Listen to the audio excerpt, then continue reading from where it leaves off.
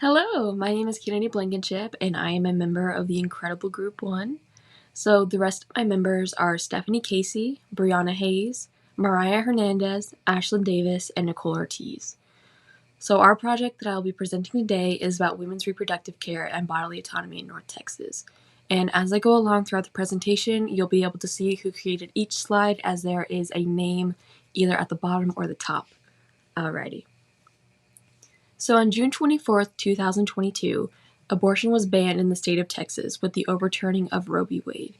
So due to this, all Planned Parenthood centers were forced to cease abortion services, and as a result, it is very difficult for Texas women to receive proper reproductive care.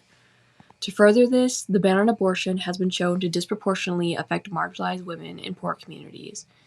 To add to this, according to a study by Foster et al., women who are denied a needed or desired abortion are significantly more likely to experience lasting economic hardship. This can create a lasting effect, creating burden and hardship on already poor women and even women of color.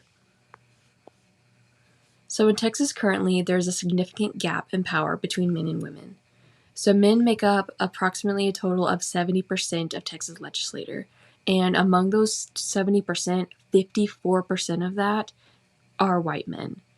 So this means that the current legislator is not an accurate representation at all of the population it's supposed to protect and represent. So according to a study conducted by Peterson and Sutton, sexist ideology and hostile sexism are associated with the notion that men should have control over women's reproductive decisions. So this sexism actually bleeds its way into the lives of women itself, as this notion is truly about maintaining control over women.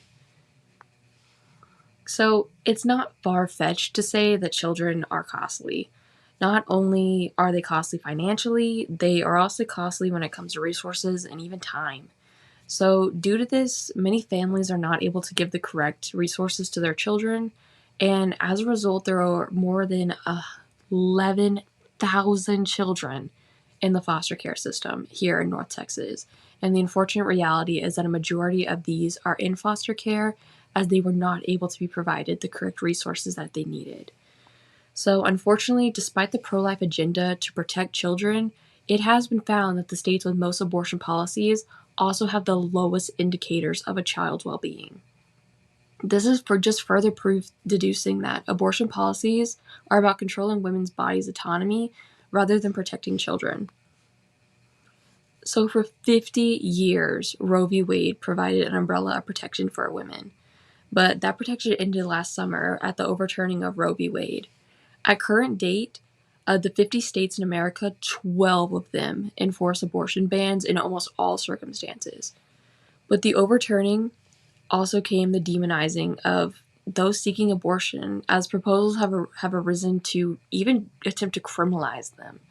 So with these bans, other bills have been introduced in attempts to completely prevent any abortions from being performed at all. So unfortunately, due to these, there have been many negative effects that have arisen due to this ban. So while it is an unfortunate truth that these bans have unfairly impacted marginalized women, it is a sad reality that these bans are creating dangerous situations for all women, with even women in high-risk pregnancies being at risk as well. They're also just in potential danger due to these bills. So unfortunately, due to these bans, unsafe abortion practices have also begun to re-arise. So these bans and criticisms of individuals who are seeking abortion or have received an abortion are faced with stigma and judgment by society due to poor understanding of the importance of abortion. So in order to pacify this stigma, it is vital that education is provided to showcase the truth about abortion. So abortion itself has been practiced since the mid-1800s. So even despite this practicing, it didn't become legal until the passing of Roe v. Wade all the way in 1973. So this legalization of abortion did actually begin a shifting in judgment towards the topic itself, and it did begin the work of opening up people's minds. However, despite this, studies still have shown that those who identify as religious are more likely to oppose abortion rights than those who are non-religious. So looking at this, we come to the question, what is the problem itself, and what is it exactly that needs to be solved? So the problem is that in America, particularly North Texas, there is a severe lack of access to reproductive care. This lack of access is primarily created by stigma, misconceptualizations, and a complete lack of education. So reproductive rights are human rights. This is not just a fight for women's rights, this is a fight for the rights of millions of individuals. To fix this severe problem, we need to actively fight against this standing. So, by creating an educational campaign regarding the importance of women having the right to reproductive care, we can begin the long task of educating the public on why reproductive care is so vital.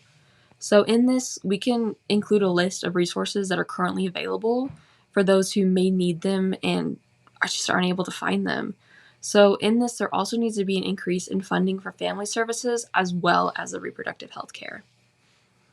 Lastly, there needs to be put forth an active effort to better sex education, creating a formatting that expresses the importance of reproductive rights, which can create a safer environment for individuals to experiment and have safe sex, as they'll be free to access vital reproductive care. So, at the end of the day, it must be seen that women are just more important than these bans that have been put in our way. At the end of the day, women are human. We are human. And at the very end, women's rights are human rights. Thank you.